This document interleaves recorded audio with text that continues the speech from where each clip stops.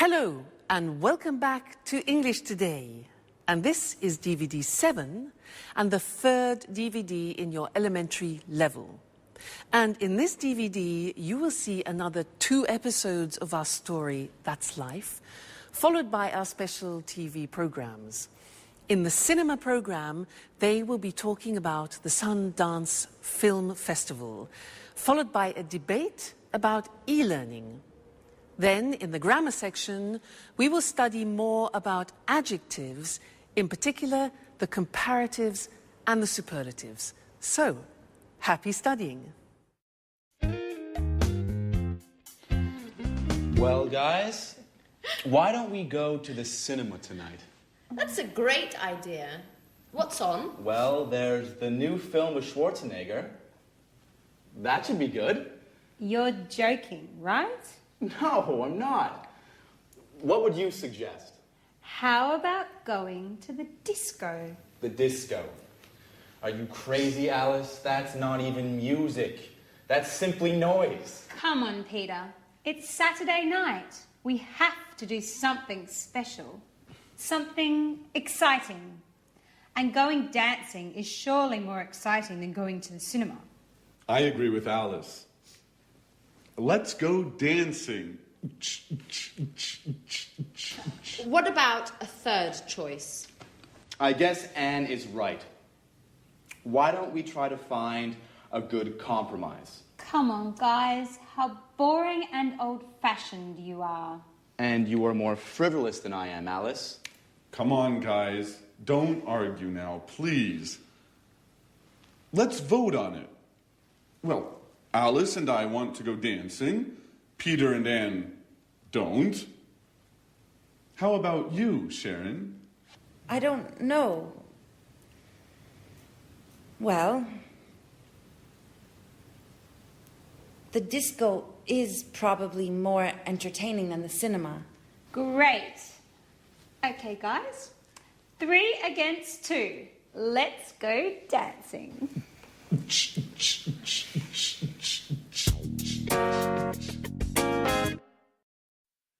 Hello and welcome back to English Today for some more English. Now, what would you prefer? Discotheque or cinema? Dancing or a film? Well, we're going to look at comparatives now. I have to buy a camera and I need to choose one. I have to make a choice, so I have to compare 2 different types. Here I have 2 types. Look, this one here and this one here. Now they're quite different. Listen to the language I use when I compare them, okay? Now, this camera is smaller than this one. This is really quite big. It's bigger than this. And it's also heavier, this camera, than this one. This is a light camera, so it's lighter than this model. Now, this model looks more sophisticated and probably more artistic than this one. Whereas this one looks more practical, but maybe less complicated. What do you think? What else? Well, this is definitely more expensive than this one. This is probably cheaper, I think, because this has a big lens as well. So, I'm not sure. What do you think? I like the idea of a more sophisticated camera, but I think it's more expensive. So I think I'll have to go for the cheaper one, which is the digital one. I think I'll choose this. All right? Good. Now, let's go and have a look at the language and see how we formulate comparatives in English. All right? If you have a 1-syllable word, you remember 1-syllable words like cheap, small, hot, high, then to make the comparative, it's easy. We add er to the adjective. So cheap becomes cheaper. Small becomes smaller. Hot becomes hotter. Notice we double the T. High becomes higher. So some examples are the new model is lighter than the old model, or London is safer than New York. Today is hotter than yesterday. All right, so those are adjectives with one syllable. But what happens if you have adjectives with 3 syllables or more? Look at the examples. Interesting is an adjective with 3 syllables. Interesting, no, 4 syllables. So it becomes more interesting. You see what happens? We put more in front of the adjective. So more interesting. Difficult. How many syllables? Difficult. Difficult. Okay, so it becomes more difficult. Therefore, the example we have next is the new model is more practical.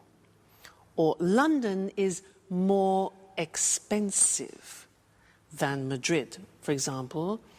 This test is more difficult than the last test.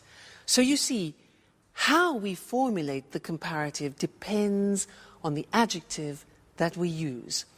If it's a 1-syllable adjective, we add er, cheaper. If it's 3 syllables or more, we add more in front of the adjective, like more difficult. Okay?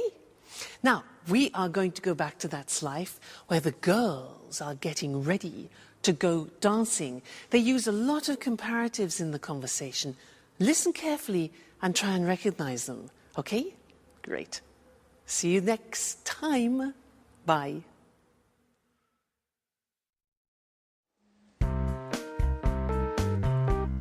Here's my party hat. How do you like it? You look great. I envy you. Hats really suit you. Well, I envy your room, Anne. But with all this traffic, how do you sleep? Oh, I'm used to it.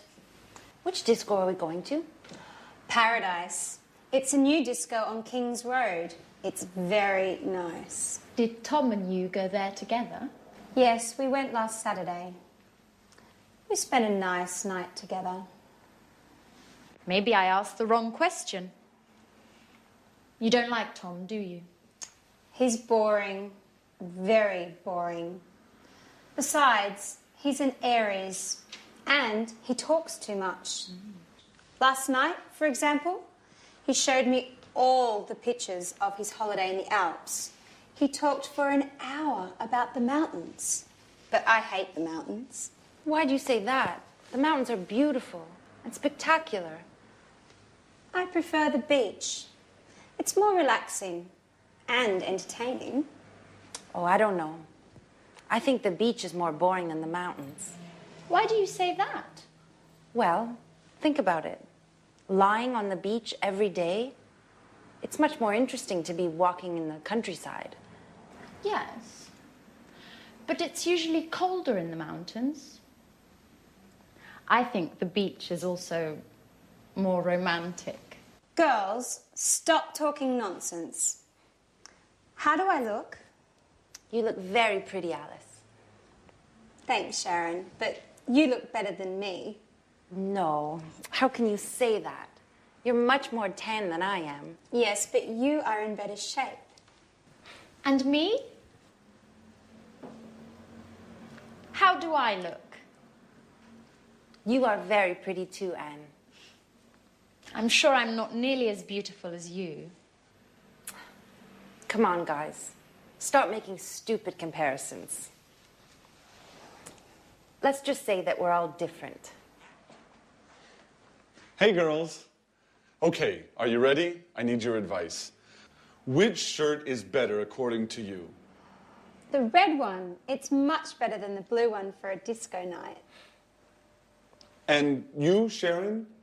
What do you think? Well, I think the red one is funnier, while the blue one is more professional. I prefer the blue one. So, girls, which shirt should I put on? I told you, the red one. With that one on, you'll look more macho. Yes, macho. That's the right word. Really? Macho? I like it. Okay, I'll put on the red shirt. Do you agree with Alice, Sharon, about being macho, I mean? Come on, Jack. It's late. The disco's waiting for us.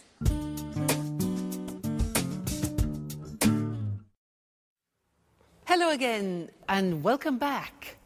I want to continue talking about comparatives in this lesson because last time we talked about how we compare with adjectives with one syllable and 3 syllables and more. Remember, we said hotter than, but more difficult than. So what happens if we have adjectives with only 2 syllables? For example, like heavy or easy. Well, we say heavier and easier, but the spelling changes. And that's what I want to show you on the screen now, because the Y at the end of easy and heavy disappears. Look. Happy is an example with an adjective with 2 syllables ending in Y. Happy becomes happier. Take out the Y, put in I-E-R, okay? Then funny, funnier, and easy, as we said before, easier. Heavy again, another example, heavier. Okay, so be careful. Remember that the Y becomes an I. Some examples. I'm happier than you. His joke was funnier than mine.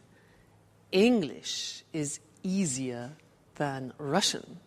All right? So that's important to remember. But that's not all.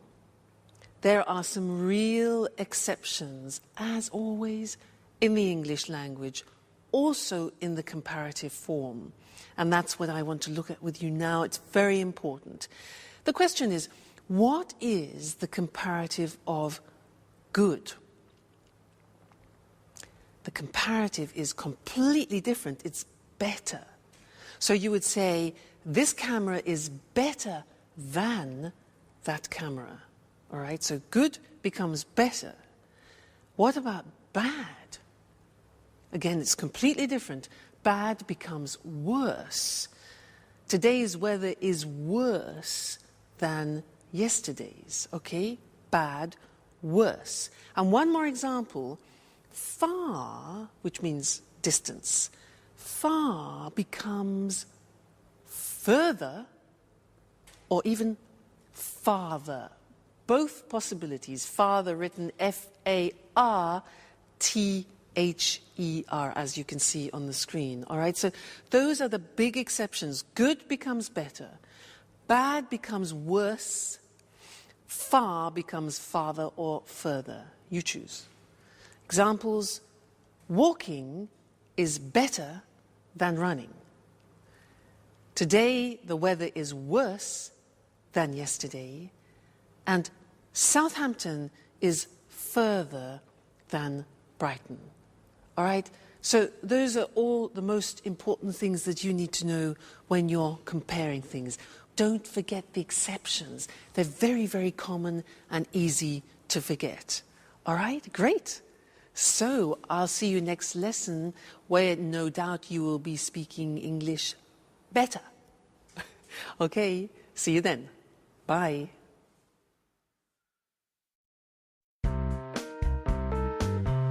So, Tom, which do you think is the best?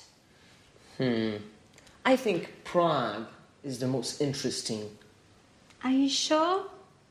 I think Vienna is more exciting than Prague. Yes, but it's certainly the most expensive tour. It doesn't matter. My father is going to pay for everything. And what about Madrid? I think it's probably the most exciting. Why do you say that? Well, the nightlife.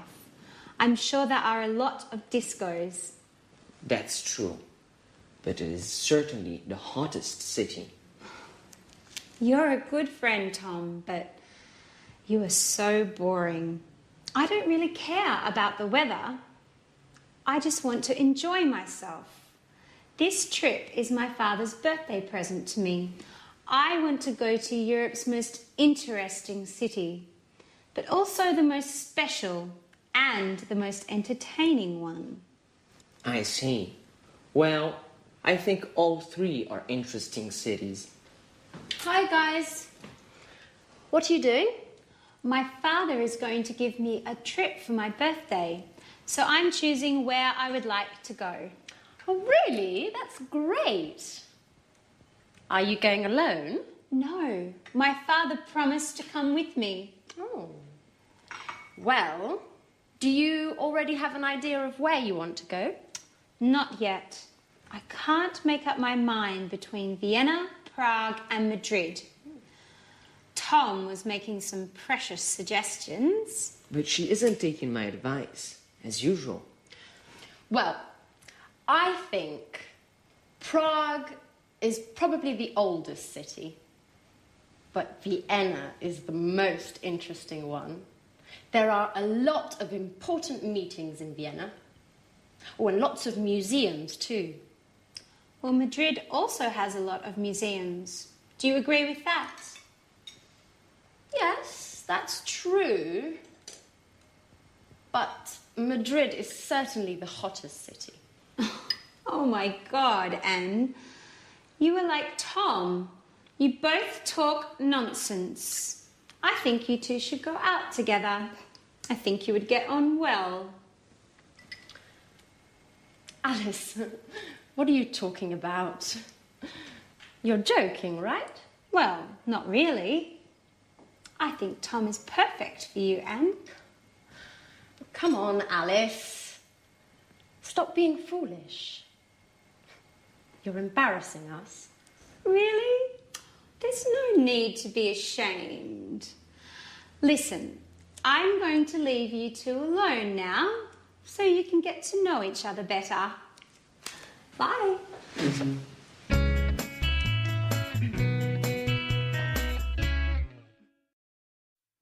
Hello again.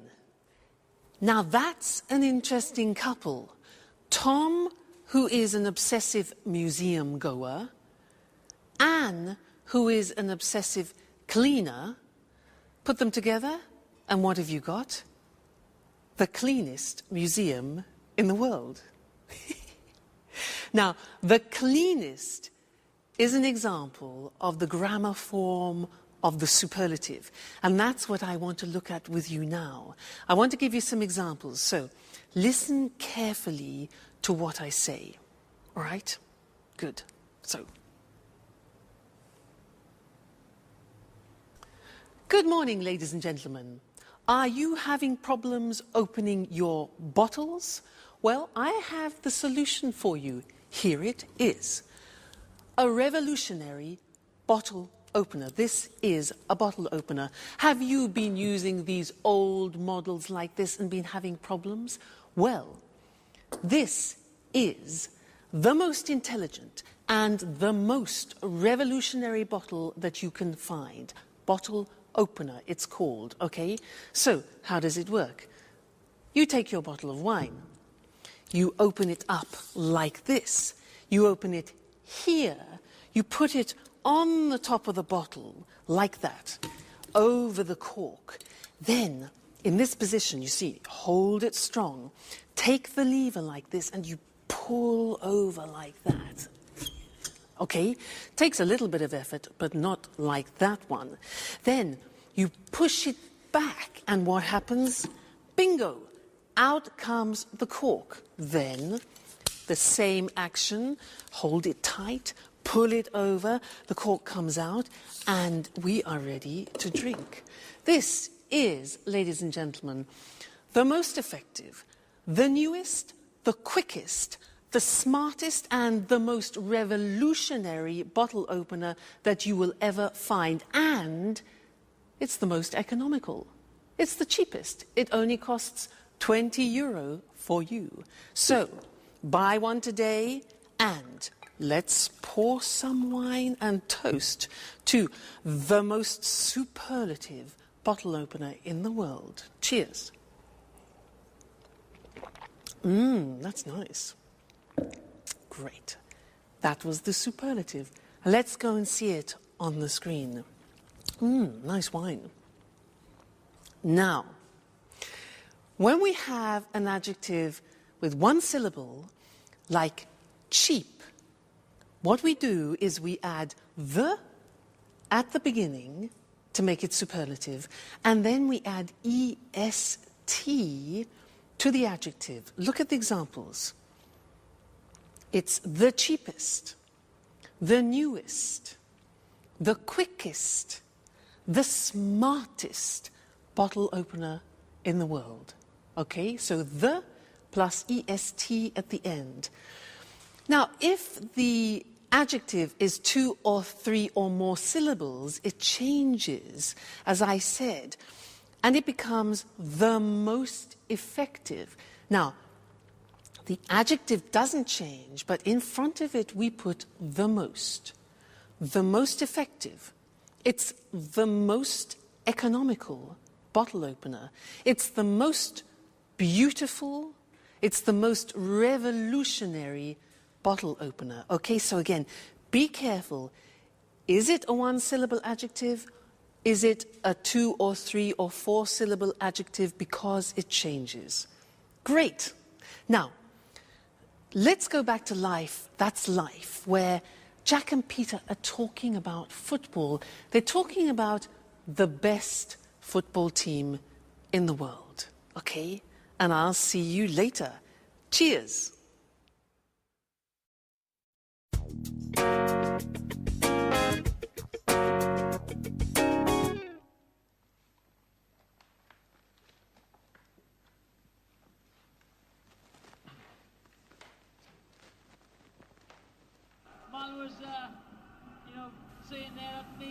Hey, Peter. Did you see the match yesterday evening? Which match? Which match? Ajax versus Juventus. Those teams are boring. Excuse me. Excuse me. Ajax is the best football club in the world. I'm afraid I don't have a clue. I know that only music matters. Anyway, in your opinion, which is the best team?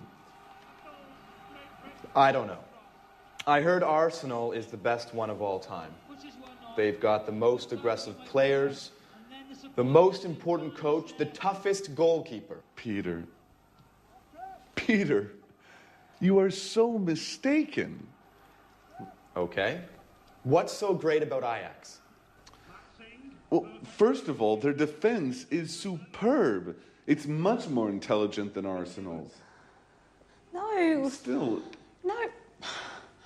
But you promised me. You're always busy. No, I don't want to go anymore. Anyway, thanks, Daddy. Thanks for your present. You are the worst father in the world. Don't worry, I'm going to have a great birthday all the same. Yes, with my friends. They do love me. Bye.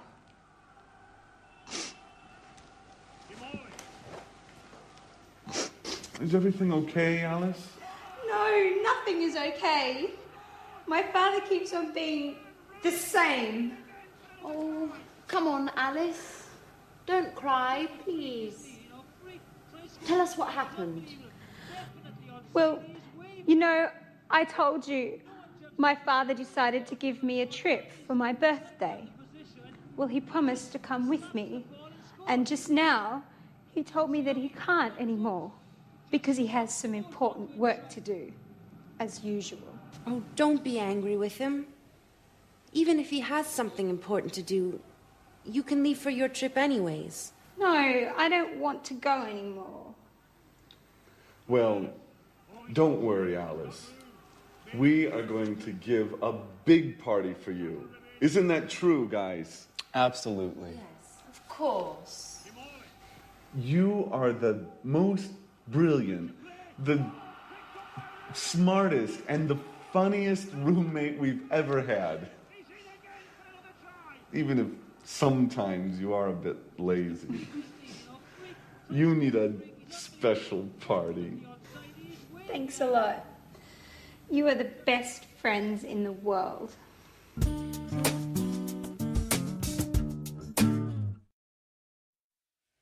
Hello again.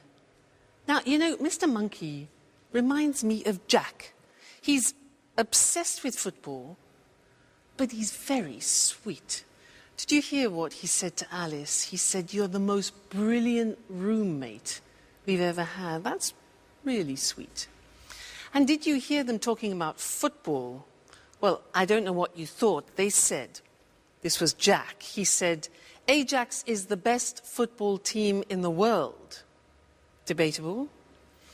Alice said her father was the worst father. And Jack then said, "You are the funniest roommate that I have ever had." And so these are all examples of exceptions in the superlative form. I want to go to the screen now and look at those because they're not that easy. So, look at the first example. With adjectives ending in Y, we remove the Y as we've learnt before, and we add I-E-S-T. So, funny becomes the funniest. Easy becomes the easiest. So the examples are, "You're the funniest roommate I have ever had," for example. Or Naples is the noisiest city in Italy. Or it's the happiest day. All right, so those are two-syllable adjectives ending in Y. Now look at the exceptions. Remember, we have already learned that good, bad, and far are exceptions in the comparative. Well, look at the superlative. Good in the superlative becomes the best.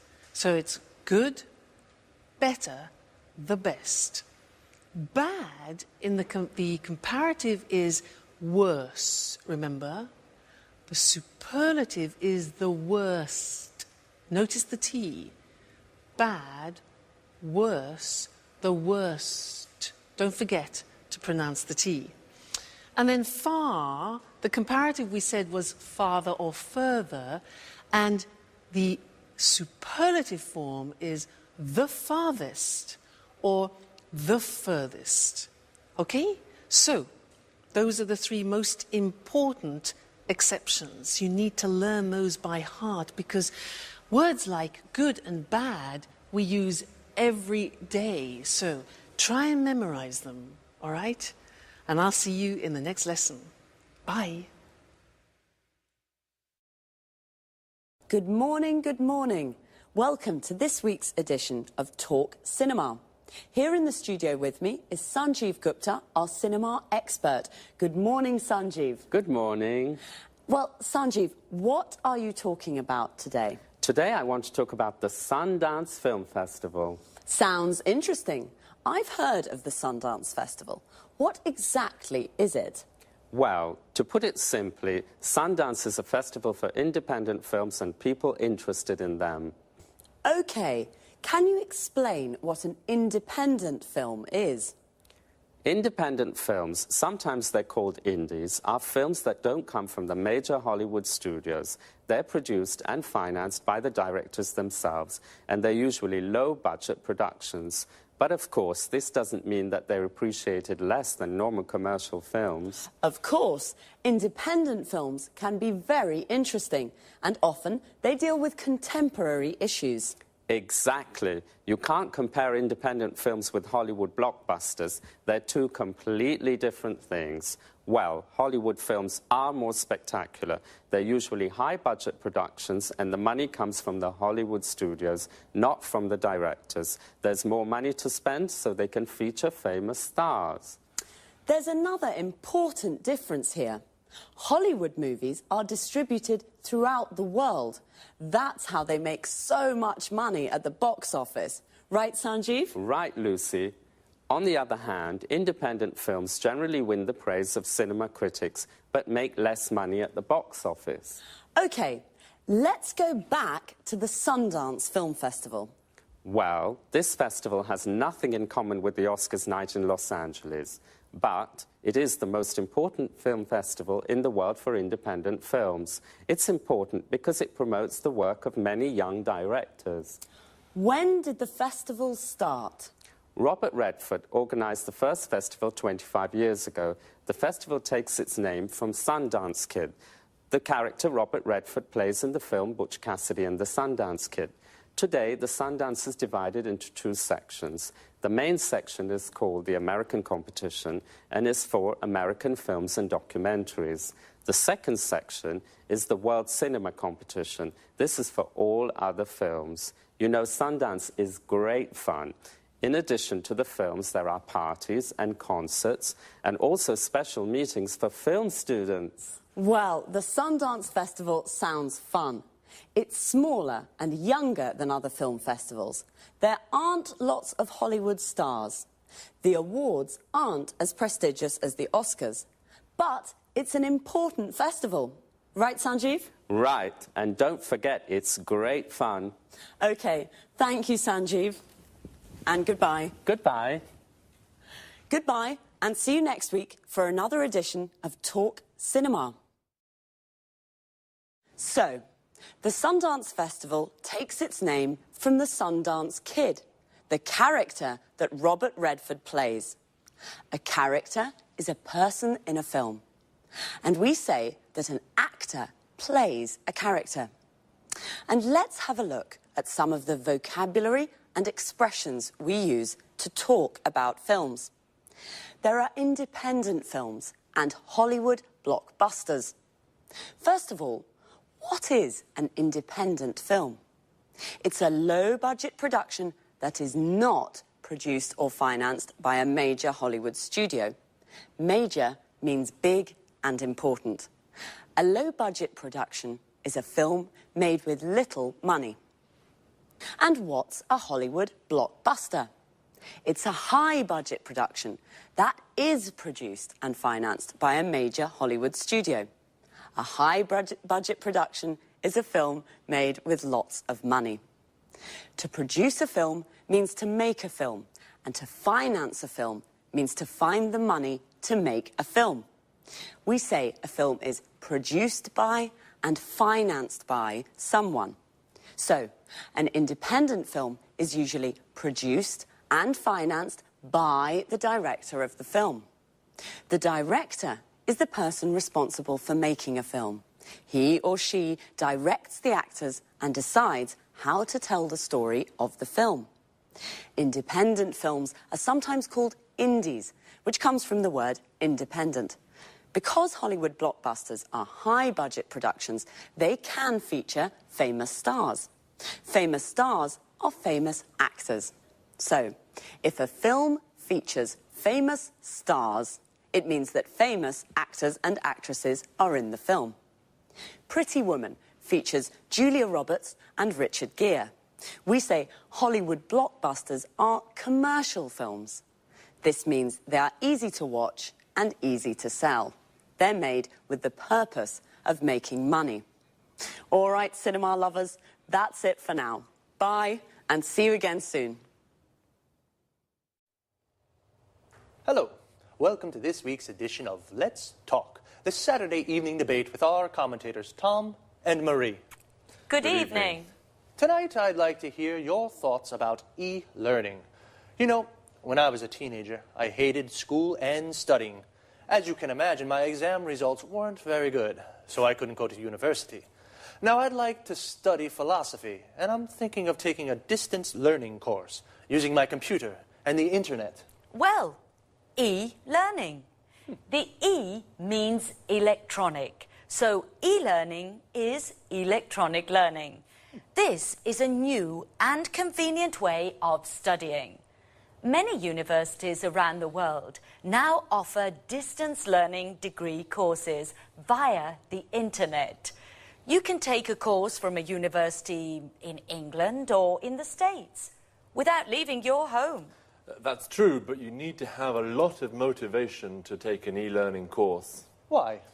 Well, good time management skills are very important for successful e-learning. You mustn't waste time. You must study a little every day. It isn't always easy, especially if you work. Okay, e-learning courses can be more difficult. Traditional courses can be better. But there are many advantages to studying for a degree at a distance. What are these advantages? In fact, let's talk about the advantages and the disadvantages of e-learning. Okay. One advantage, you can study when you like and where you like. I see. So it's a flexible way of learning. Exactly. Another advantage is that e-learning gives people a second chance to take a university course without giving up your job. You can study and work at the same time. I'm sorry, Marie, I don't agree. When you work, it can be very difficult to find time to study. Besides, students can feel lonely and isolated when they study by themselves. Wait a minute. This is where the E, the electronic part, helps. There's lots of interaction with other students and course tutors. Some courses use virtual classrooms to teach small groups. You can see your tutor and other students on your computer screen. You can talk with them and use text chat or email and discussion forums too. Today, most courses include study skills information on how to study well at a distance. Okay, but some course materials can be really boring, just like reading books online. And some e-tutors are very inexperienced and don't know how to teach in this new way. And remember that dropout rates are high for e-learning courses. Yes, I agree with some of what you say, but good multimedia course materials can be very stimulating as they use audio, images and text together to teach. Okay, I see that you both have strong opinions on this topic. This discussion is very interesting, but I'm afraid we've run out of time. So, e-learning, the new independent way of studying with advantages and disadvantages. My philosophy course? I'll have to think. So, goodbye to our commentators, Marie and Tom. Goodbye. Goodbye. And goodbye to you. And see you next time on our discussion group, Let's Talk. Well, I'd like to take an e-learning course, but I'm not sure that I have the motivation I need. Notice how we say to take a course. For example, to take an English course means to study English. To take a distance learning course means to study from home. If I take an e-learning course, I can study at home and send my work to my course tutor via internet. The course tutor is the teacher for the course. Most people go to university. To go to university means to study full time at a university. We can also say someone is at university. For example, I'm at university means I'm studying for a degree at a university. A degree is the qualification you get when you complete a university course. A degree course can take from 3 to 5 years, depending on the subject you study. I wanted to study philosophy at university. We say to study a subject at university. For example, my friend Sasha is studying mathematics at university. We can say she goes to university. She's at university. She's studying mathematics at university. She's taking a mathematics degree at university. We can also say she's studying for a degree in mathematics. Notice we can say either a mathematics degree or a degree in mathematics.